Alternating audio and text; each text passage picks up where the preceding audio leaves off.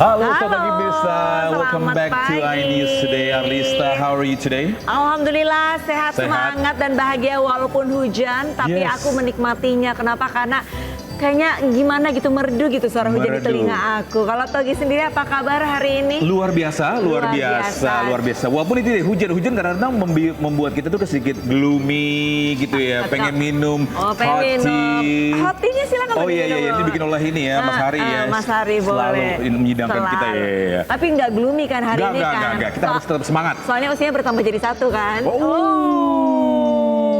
Itu dia, Oke. Tapi usia, ya. tapi selain kita berdua yang happy, Yes. untuk pendukung timnas Indonesia juga Benar. happy nih. Kenapa? Karena kemarin itu baru diumumkan Yes. secara resmi oleh PSSI siapakah pengganti Shin Tae-yong, yaitu adalah Patrick Kluivert. Oke, Gitu. nah Dia ini- pemain timnas Ya, Belanda. betul. Dan ini mungkin kalau tadi aku baca ada beberapa feedback, ada yang pro dan kontra juga. Tapi kita berharap dengan keputusan PSSI ini, dengan ada keputusan ini ya, coach baru Patrick Kluivert ini membawa warna baru untuk timnas Indonesia. iya, kalau misalkan kita tilik lagi dari belakang prestasi-prestasi Patrick ini pada Yes. saat menjadi striker ya, itu Yes. bukan istilah sepak bola. Ini salah satu striker yang paling ditakuti Benar. era 90 sampai 2000-an. Yeah, that's true, that is true. Dan karena pengalamannya menjadi timnas Belanda, jadi Yeah. tahulah strategi-strategi yang harus dipersiapkan dan yang harus dilatih Yeah. oleh nantinya diharapkan. Jadi strategi si Patrick ini di Belanda gitu, Yeah. dibawa ke Jakarta, Setuju. diterapkan, dilatih sama sekali. Karena juga ini ya, mungkin betul timnas Indonesia kita yang keturunan Indonesia ini banyak mainnya di klub-klub Belanda. Jadi Nah, mungkin ini bisa salah satu pertimbangan kenapa Patrick ini benar.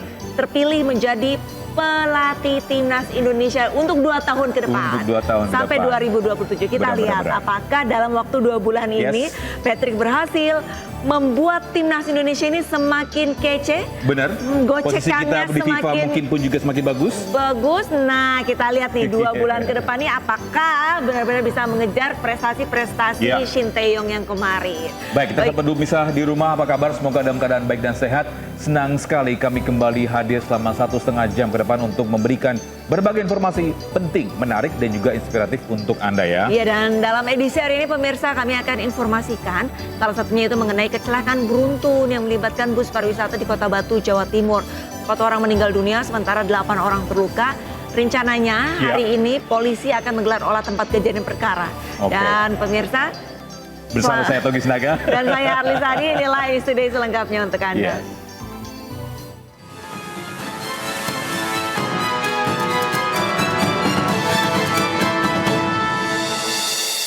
Dan bisa langsung saja kita menuju ke Batu, Jawa Timur. Sudah ada rekan Denny Irwansyah yang akan melaporkan perkembangan terkini dari insiden kecelakaan beruntun di sana. Selamat pagi Denny. Denny, untuk olah tempat kejadian perkara apakah sudah dilaksanakan oleh petugas polisi?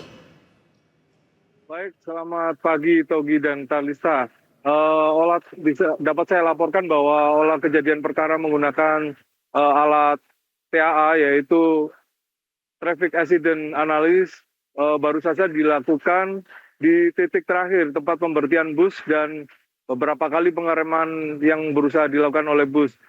Namun hingga saat ini olah TKP masih berlangsung dan masih dilakukan analisa di belakang ini di pos pantau Kota Batu.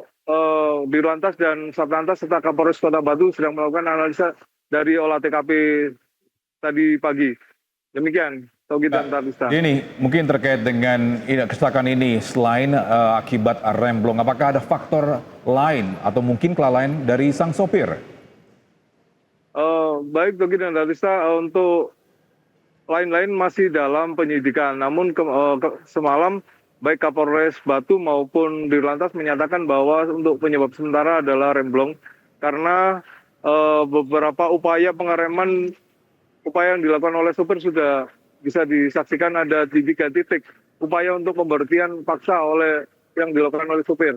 Namun sopir tetap kehilangan kendali hingga akhirnya terjadi kecelakaan beruntun ini. Demikian. Baik, berarti untuk alasan ataupun penyebab dari kecelakaan adalah remblong. Tapi kalau misalkan kita lihat ini ada korban tewas. Nah, korban tewas ini apakah sudah diambil oleh pihak keluarga dan sudah dimakamkan, Denny? Baik, untuk update data korban, kemarin disebutkan adalah 12 dengan 4 meninggal. Namun sekarang bertambah, yaitu menjadi 14 orang. 4 orang meninggal, 2 luka berat, dan 8 luka ringan. Untuk yang meninggal, untuk yang warga Batu, 2 orang sudah diambil oleh keluarga. Namun untuk yang warga Jember, yaitu ibu dan anak, itu masih menunggu kedatangan keluarga untuk menjemput jenazah. Demikian. Ya, Denny, terkait mungkin ini juga ya, kondisi para korban yang luka-luka, bagaimana kondisi saat ini mereka?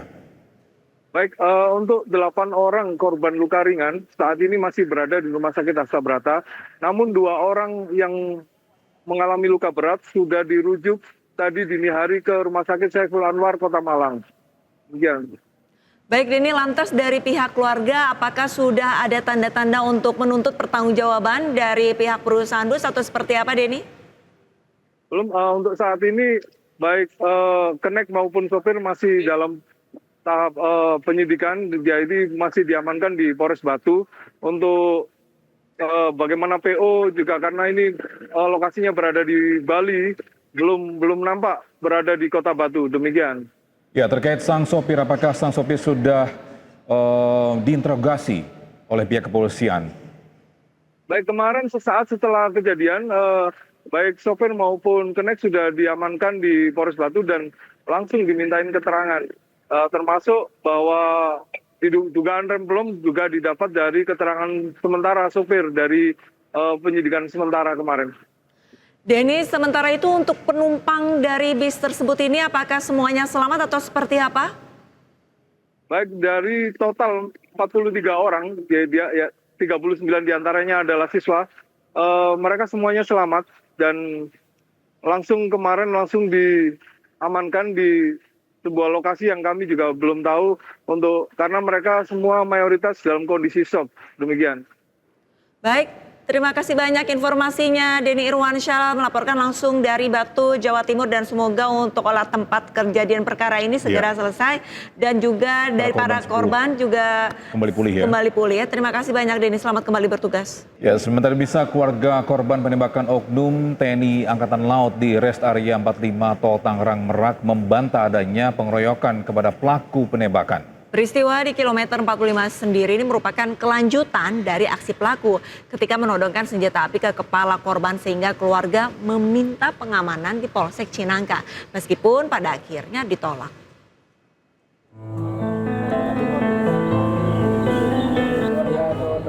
Suasana duka masih terasa di rumah Ilyas Abdurrahman, bos rental mobil di perumahan Taman Raya Rajek, Kabupaten Tangerang, Banten.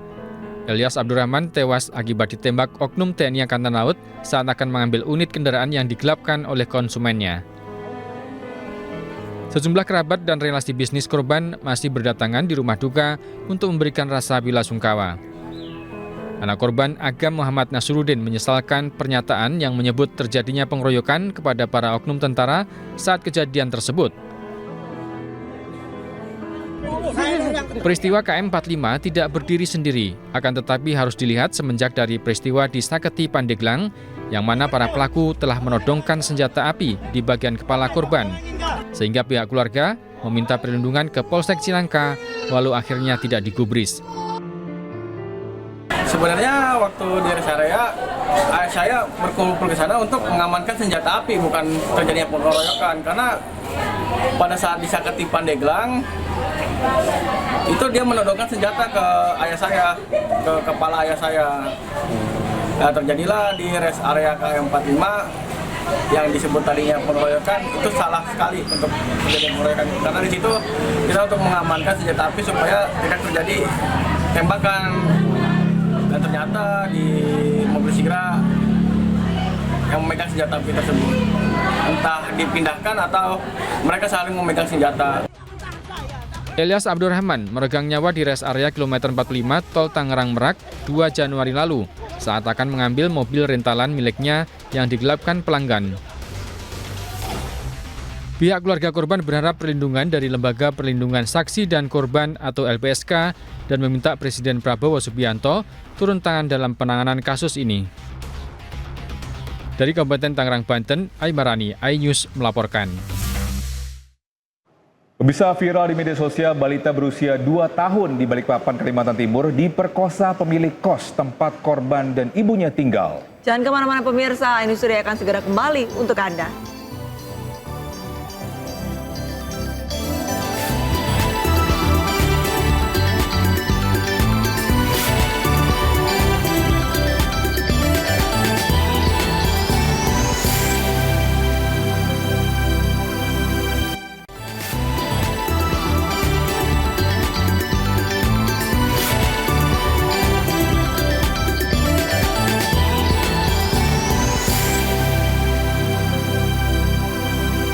Bisa suami istri di Pemalang, Jawa Tengah terpaksa kehilangan uang 900 juta rupiah usai ditipu oknum anggota polisi. Ya, ini pelaku menjanjikan kedua anak korban bisa menjadi anggota Polres Pemalang. Tapi uang yang dibayarkan korban justru diduga habis dipakai pelaku untuk judi online.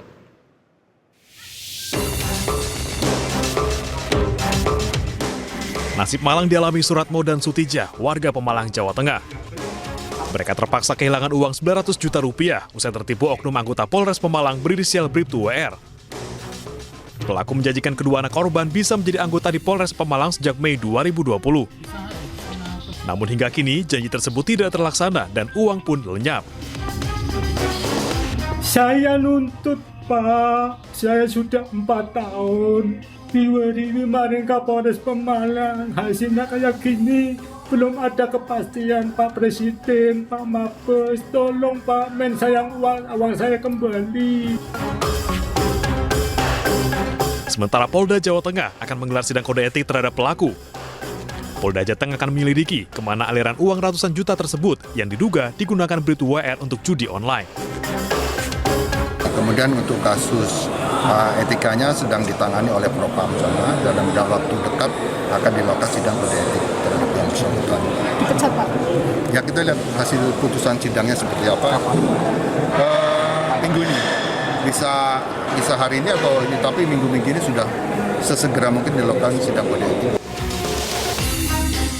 Di sisi lain, berkas kasus dugaan pidana penipuan Bribtu WR telah diterima dan tengah diteliti Kejaksaan Negeri Pemalang. Kejari Pemalang berkomitmen untuk segera menyelesaikan tahap penelitian berkas agar kasus ini dapat segera dilimpahkan ke pengadilan. Terkait hal tersebut, dari penyidik telah menyerahkan ke kami, Pak, ya, kemarin. Cuman sampai sekarang masih dalam tahap penelitian, Pak. Akan segera kami lihat apakah sudah dipenuhi atau belum petunjuk kami sebelumnya. Kalau penyerahannya terakhir tanggal berapa ya, Pak? Baru minggu kemarin, Pak. Baru minggu kemarin hari Jumat nggak salah. Kasus ini telah bergulir sejak 2020. Mediasi antara korban dan pelaku telah dilakukan hingga tahun 2023, namun tidak juga membuahkan hasil. Dari Pemalang dan Semarang, Jawa Tengah, Suryono, Kristadi, iNews melaporkan. Pemirsa, Ketua KPK Setio Budianto menggelar pertemuan secara tertutup dengan Kapolri Jenderal Listio Sigit Prabowo di Gedung Utama Mabes Polri, Jakarta. Kapolri Jenderal Listio Sigit Prabowo menerima kunjungan Ketua KPK Setio Budianto di Gedung Rupatama Mabes Polri, Jakarta Selatan. Pertemuan digelar secara tertutup dan membahas sinergi pemberantasan korupsi di kedua instansi, termasuk pencegahan praktik korupsi di tanah air. Kapolri juga tegaskan pertemuan ini merupakan komitmen antara Polri dengan lembaga anti rasuah, membangun sinergitas dalam rangka semangat pemberantasan korupsi. Terima kasih Pak Pimpinan KPK dan jajarannya. Ada beberapa hal yang disampaikan dalam pertemuan tersebut. Yang pertama tentunya adalah kami datang dalam rangka rangkaian kegiatan pelantikan, penyumpahan, dan serah terima pimpinan dari pimpinan lama kepada pimpinan baru. Kemudian beberapa hal teknis yang kami bahas juga terkait kegiatan pagi ini adalah dalam rangka upaya meningkatkan sinergitas antara Komisi Pemberantasan Korupsi dengan Kepolisian Negara Republik Indonesia. Sebenarnya sudah banyak hal yang dilakukan tapi kami berharap dan kami menginginkan bahwa ada peningkatan-peningkatan yang akan terjadi dalam rangka upaya pemberantasan korupsi, mulai dari pendidikan, kemudian pencegahan, dan juga penindakan. Ini merupakan awal dari sinergitas yang akan terus kita tingkatkan dan kita bangun dalam hal melaksanakan pemberantasan korupsi.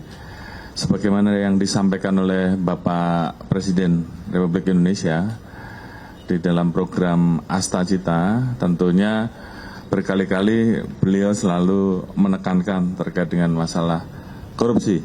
Dan ini tentunya menjadi komitmen kita bersama untuk betul-betul bisa melakukan perbaikan, pemberantasan terhadap korupsi, meningkatkan penerimaan negara, dan juga melakukan hal-hal yang bersifat efisiensi sehingga penggunaan anggaran negara betul-betul.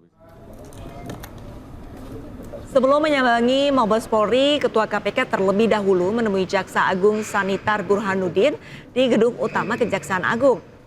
Dalam pertemuan tertutup ini, keduanya juga membahas kerjasama antar lembaga dalam pemberantasan korupsi di Indonesia. Melalui pertemuan ini, Jaksa Agung membantah adanya rivalitas antara Kejaksaan dan KPK terkait pemberantasan korupsi.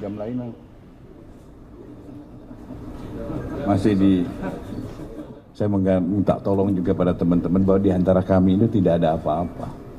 Yang kadang-kadang disudut-sudutkan bahwa kami bersaing, tidak, kami sama-sama. Kami mencintai bangsa ini dan sama-sama ingin memberantas tindak pidana korupsi. Dan tadi disampaikan beberapa hal oleh beliau, nanti beliau yang akan menyampaikannya.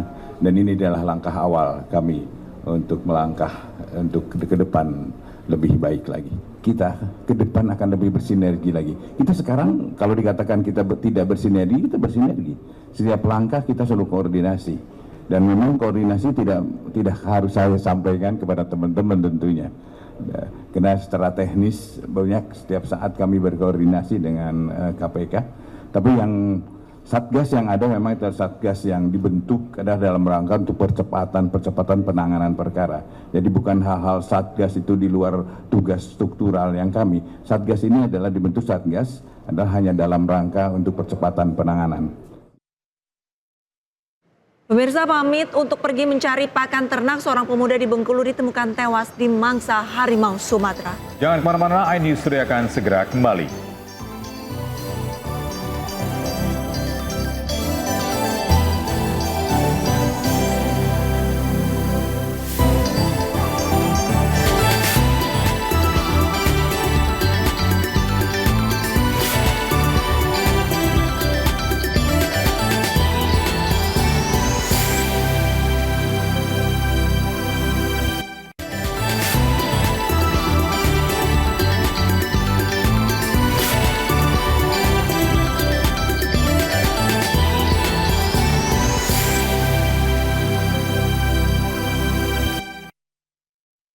Kita ke informasi lainnya, pemirsa, banjir genangi jalan raya dan rumah warga di Jember. Akibatnya saluran air tak mampu menampung tingginya debit air. Akibatnya pengguna jalan raya harus berhati-hati saat menerjang air banjir.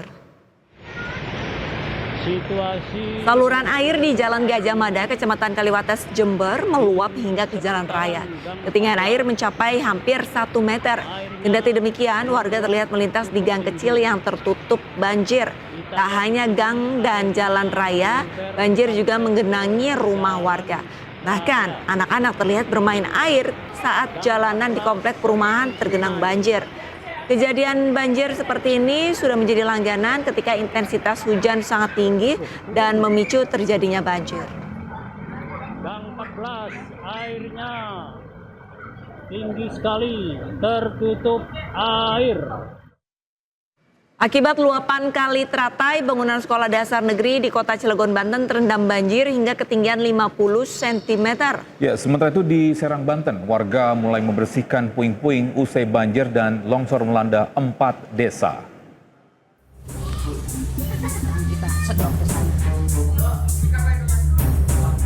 Hujan yang melanda Kecamatan Mancak, Kabupaten Serang, Banten mengakibatkan aliran sungai Teratai meluap dan mengakibatkan sebuah sekolah dasar negeri 1 Masigit di kota Cilegon, Banten terendam banjir. Ketinggian air yang mencapai 50 cm mengakibatkan ruang kelas dan ruang perpustakaan terendam hingga tidak bisa digunakan. Peristiwa ini pun membuat pihak sekolah terpaksa meliburkan para siswanya. Mancak itu katanya hujan deras, banjir daerah Mancak, otomatis airnya dari sana mungkin terkirimlah ke sini karena di belakang sekolah itu ada kali, namanya tuh Kali Teratai hanya tuh, Kali Teratai. Akhirnya air itu kan masuk ke sekolah SDN Masigit 1. SDN Masigit 1 semua kelas, semua ruang guru, semua ruang kepala sekolah terendam banjir. Sementara itu, pasca banjir dan tanah longsor yang melanda 4 desa di wilayah Kecamatan Mancak, Kabupaten Serang, Banten, banjir berangsur surut karena hujan tak lagi turun. Warga pun bahu-membahu membersihkan rumah dan lingkungan mereka dari material dan puing-puing yang terbawa air banjir. Selain kondisi cuaca yang membaik, para korban banjir pun kini mulai mendapatkan bantuan dari dinas terkait. Dari Serang dan Cilegon, Banten, Tim Liputan iNews melaporkan. Dan bisa sudah ada rekan Iskandar Nasution yang akan melaporkan langsung informasi terkini dari kondisi banjir di wilayah Banten ya. Iya, selamat pagi Iskandar. Saat ini Anda berada di mana dan seperti apa kondisi banjir di sana? Apakah sudah mengalami ketinggian yang cukup meresahkan warga? Ya baik Arlista dan Togi, selamat siang pemirsa. Dapat saya informasikan saat ini saya tengah berada di Kelurahan Cibeber, Kecamatan Cibeber, Kota Cilegon, Banten.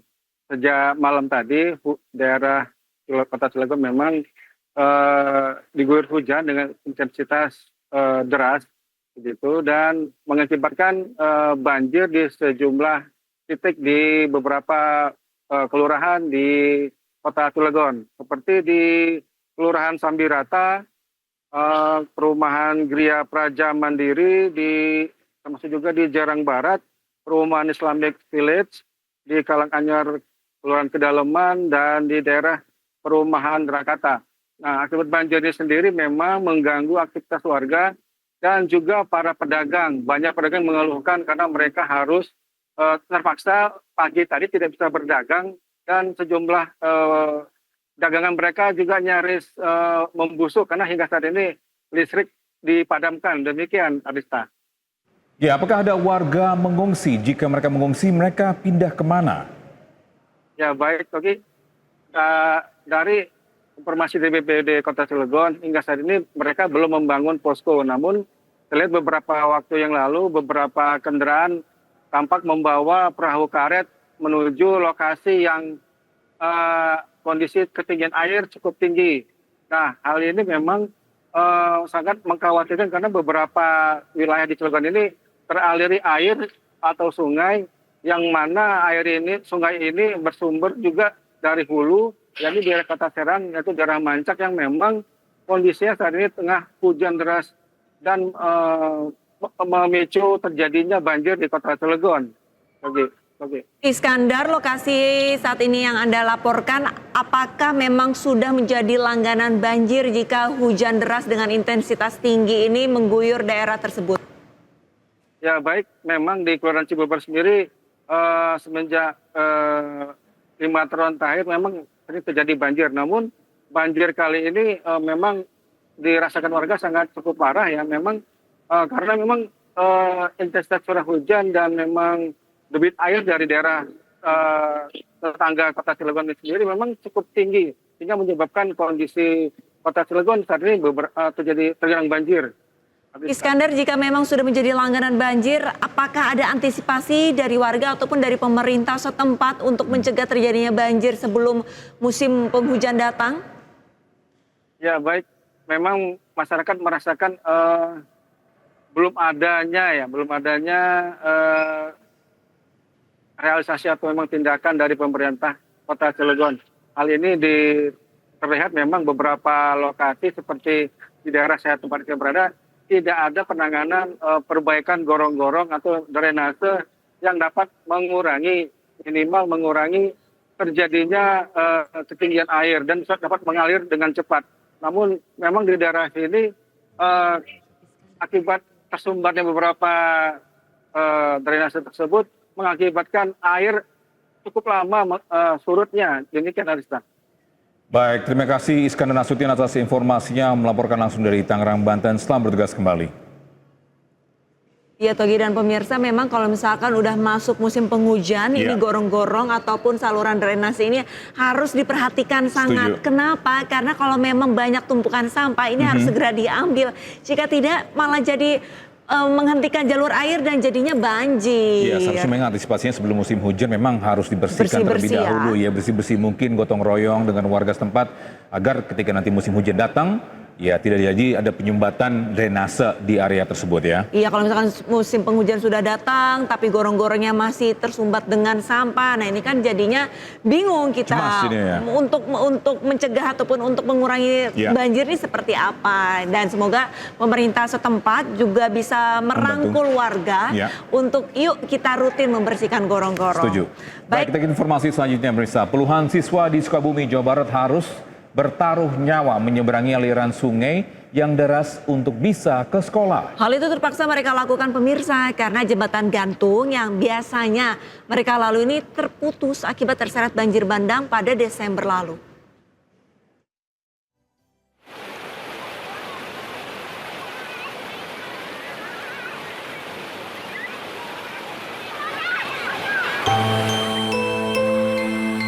Seperti inilah perjuangan siswa-siswi sekolah dasar di Kampung Bojong Desa Mekarsakti, Kecamatan Waluran, Kabupaten Sukabumi saat akan pergi ke sekolah.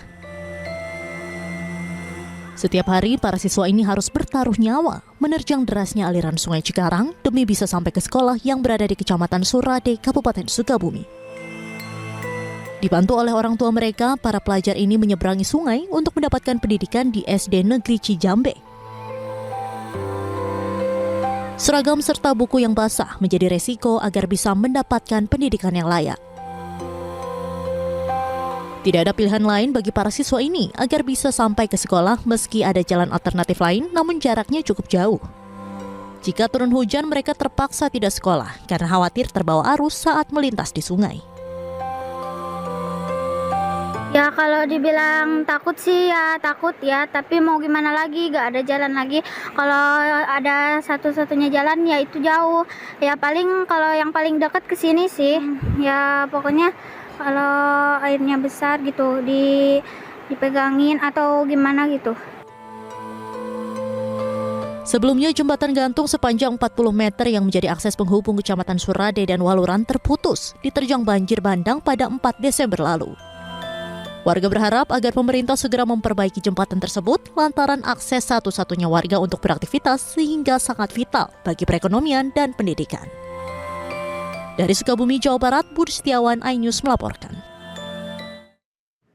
Pemirsa, KPU Provinsi Jakarta akan tetapkan Pramono Anung Rano Karno sebagai gubernur dan wakil gubernur terpilih hari ini. Jangan kemana-mana pemirsa, ini sudah akan segera kembali dengan informasi selengkapnya.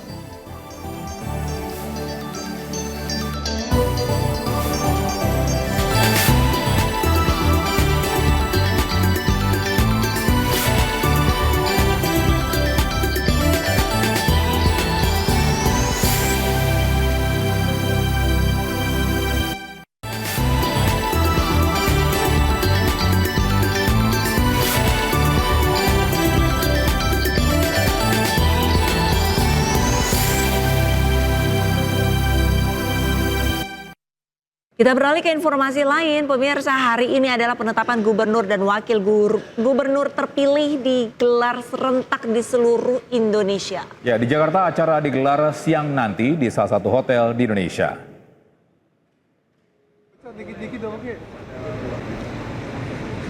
Bisa hari ini pasangan Pramono Anung Rano Karno akan resmi ditetapkan sebagai gubernur dan wakil gubernur Jakarta. Acara penetapan digelar di hotel yang berada di kawasan Jakarta Selatan. Rencananya acara akan dimulai jam 2 siang. Pengamanan di sekitar lokasi penetapan pun telah diperketat. Sekitar 588 personel gabungan akan mengawal acara penetapan gubernur dan wakil gubernur Jakarta. Ya, Pramono Anung Rano Karno ini memenangkan Pilkada Jakarta dengan memperoleh 50,7% suara. Keduanya berhasil mengungguli pasangan lainnya yaitu Ridwan Kamil Suswono dan Dharma Pongrekun Kunwardana.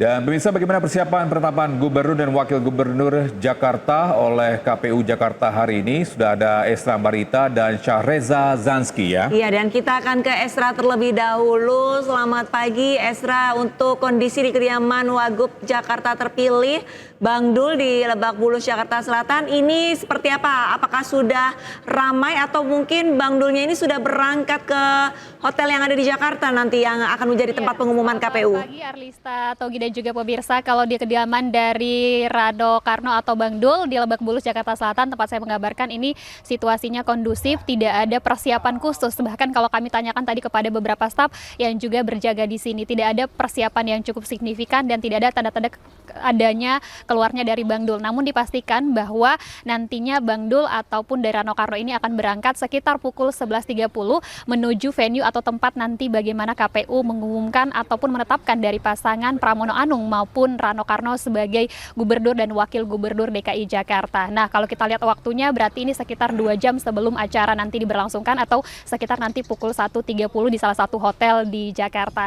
Nah, yang cukup menariknya adalah kalau berdasarkan pantauan kami tadi, kami cukup penasaran begitu ya dengan apakah ada kostum unik yang nanti digunakan dari Bang Dul. Tentunya ini menjadi salah satu yang perlu kami perhatikan, tapi saat ini belum ada statement khusus dan mengingat kondisi Jakarta juga saat ini masih diguyur hujan. Namun dipastikan sekali lagi kedatangannya atau keberangkatannya maksud kami akan berlangsung nanti sekitar 11.30 atau beberapa menit lagi untuk menuju ke salah satu hotel di Jakarta.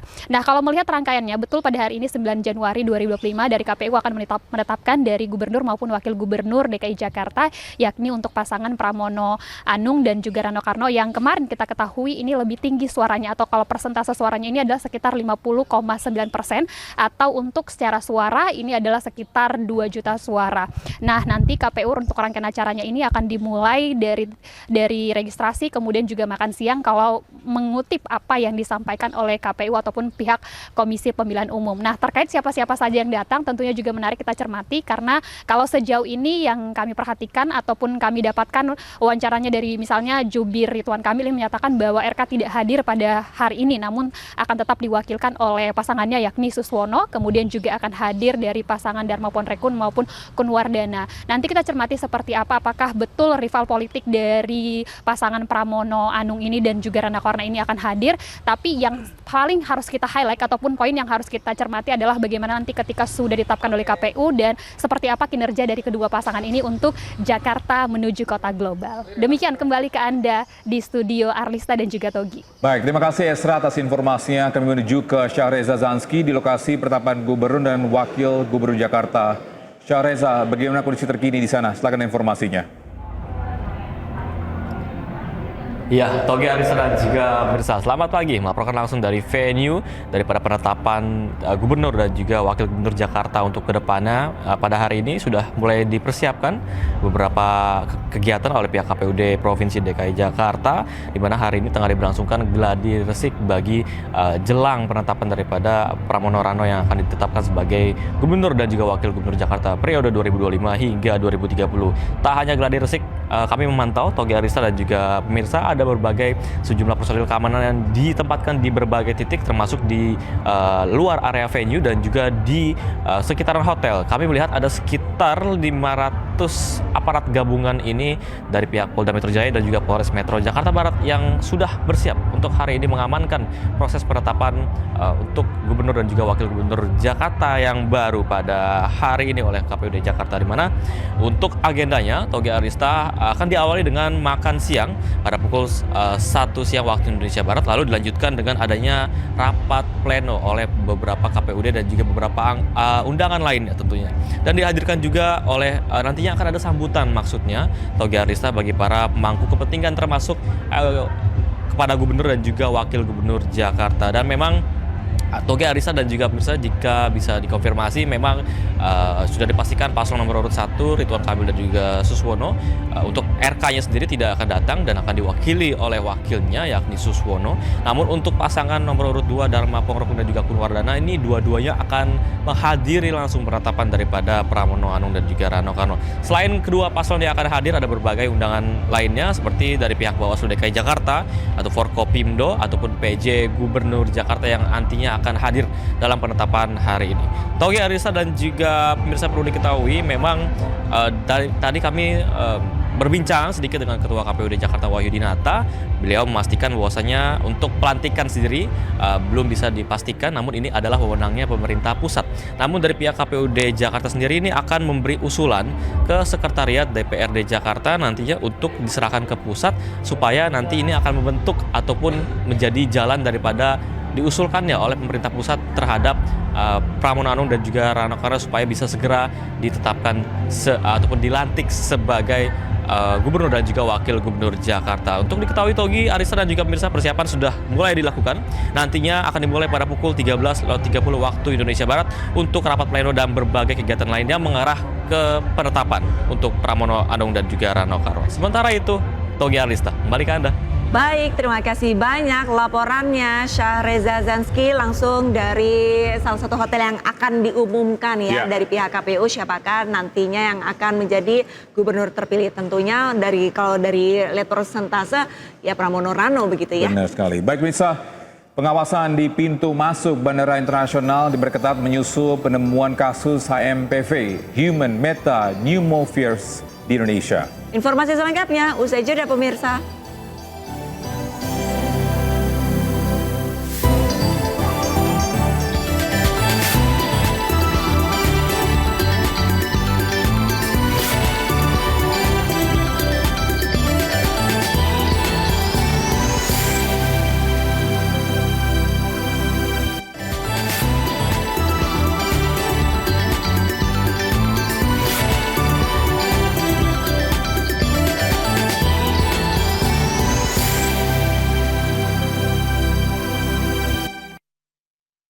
Bisa pengawasan di pintu masuk Bandara Internasional diperketat menyusul penemuan kasus HMPV Human Meta Pneumovirus di Indonesia.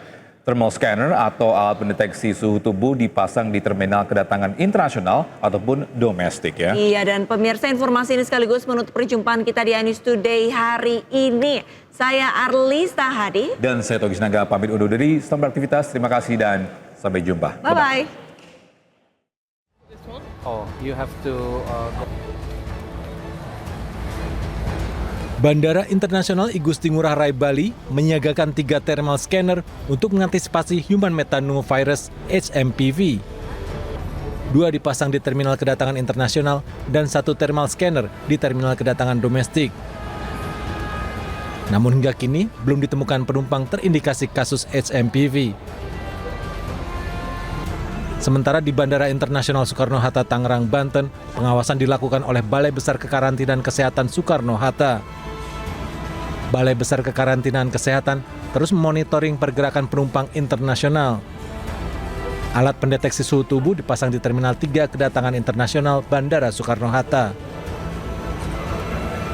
Nah begitu sampai di Indonesia, begitu mereka ngisi, kami ada lihat dashboardnya, kami akan tahu bahwa alat angkut itu ada risikonya apa, ada berisiko atau tidak, nanti ada namanya merah, ada warnanya orange, kemudian kuning, satu lagi adalah hijau.